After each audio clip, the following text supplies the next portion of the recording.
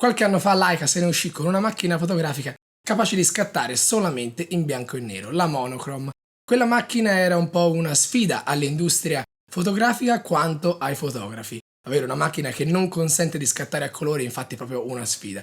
Quest'anno Leica ci riprova con la Leica MD.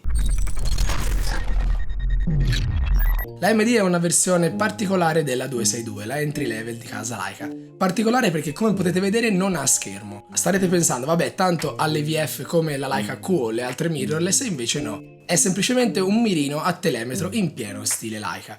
Infatti, mentre tutti gli altri produttori cercano di infilare nelle loro fotocamere delle funzioni stile smartphone, delle app, oppure dei video sempre più potenti, Leica cosa fa? Fa uno step indietro e dice: guardate, stiamo perdendo un po' il senso della storia della fotografia, stiamo perdendo un po' l'emozione di fotografare, quindi cosa fa? Fa una macchina fotografica che fa solo la macchina fotografica, ma non fa come una qualsiasi digitale uscita dagli ultimi anni in questa parte, lo fa in uno stile tutto suo. Infatti le foto non si possono rivedere, scatta soltanto in RAW, le uniche impostazioni che possiamo cambiare sono gli ISO con la ghiera, dietro il corpo macchina, i tempi e il diaframma. La macchina non ha funzioni automatiche, a parte la priorità d'apertura, quindi niente ISO automatici, gli ISO li dovete selezionare voi e soprattutto dovete assicurarvi che l'esposizione sia corretta utilizzando l'unico aiuto che vi dà la macchina fotografica, ovvero l'esposimetro integrato nel telemetro.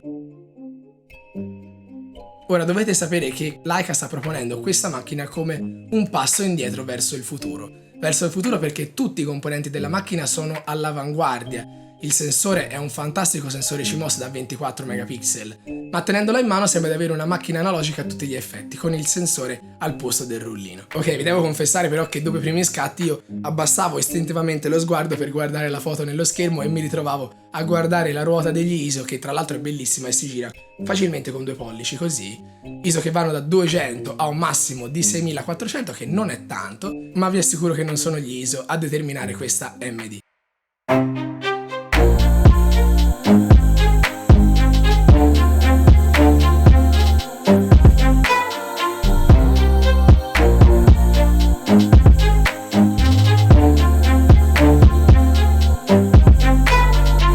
Nera con un corpo in metallo e il sopra e sotto in ottone, rifinito con una cura impressionante che potete vedere dalle immagini. Sembra quasi un carro armato e lo scopo di questa Leica è però passare inosservato. Ci avete fatto caso che manca il bollino rosso del logo Leica sul davanti? Ve lo faccio rivedere.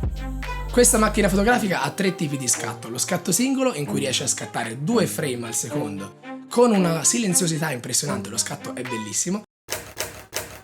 La modalità raffica, in cui scatta 3 foto al secondo, quindi una in più rispetto a quella singola, in cui l'otturatore però fa un rumore un po' più pesante. E poi abbiamo la funzione autoscatto, che non vi sto neanche a spiegare. Vi assicuro che usare questa macchina è un'esperienza unica. Prima vi dicevo che cercavo lo schermo dopo lo scatto, dopo un pochino invece sono passato a fare così con il pollice, cercando la leva dell'avanzamento della pellicola, no? Come se la mia mente si fosse convinta che stavo davvero usando un'analogica e non una digitale. Ed è questo che fa la Leica MD, ti trascina nel suo mondo un pochino strano, dove non conta controllare subito lo scatto, vedere se abbiamo azzeccato la messa a fuoco, se abbiamo azzeccato l'esposizione e così via. Ti fa pensare prima, ti fa pensare alle impostazioni da utilizzare, ti fa pensare maggiormente alla composizione, perché sono cose che ultimamente si stanno un po' perdendo con il digitale. E ovviamente avrete anche capito che questa non è una macchina per tutti. Non è una macchina per tutti e non è una macchina per tutti i generi di fotografia. Sia perché scatta solo 2 o 3 foto al secondo, quindi non va bene per lo sport, ma possiamo usarla anche per lo sport. Io l'ho usata per fare un matrimonio, anche se non è proprio indicata per un matrimonio, ma io l'ho usata da bravo pazzo quale sono. Le foto che vedete nel video le ho fatte tutte io con questa macchina e post prodotte solamente all'interno di Lightroom, quindi se mi lasciate un commento ne sarò più che felice.